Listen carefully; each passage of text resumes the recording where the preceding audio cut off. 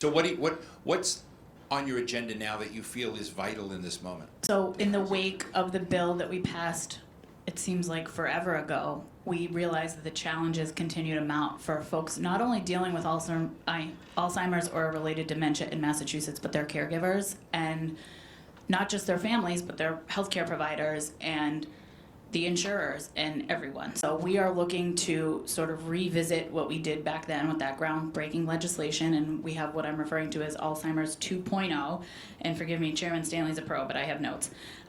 So we have a new bill this session, and it's my understanding that our friends from the Alzheimer's Association today met with Chairman Lawn because Chairman Stanley was kind enough to put the bill out with record speed, so it's now in the Committee on Healthcare Financing. So the bill this session is H769, an act to improve care and prepare for the new era of Alzheimer's and dementia. I call it Alzheimer's 2.0, and it just furthers the work that we did those almost 10 years ago now, when we required the continuing medical education for doctors. So we're now looking to extend that training to first responders, police, fire, EMTs, who are often the first person to encounter a person who's suffering from Alzheimer's or related dementia, and they obviously present with different issues than your average person who falls and breaks their ankle and calls 911.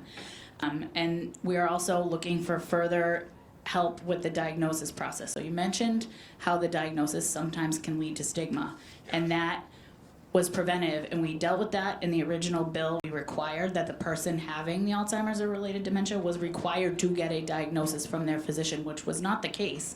And oftentimes we found physicians were reluctant to make that diagnosis because of the stigma.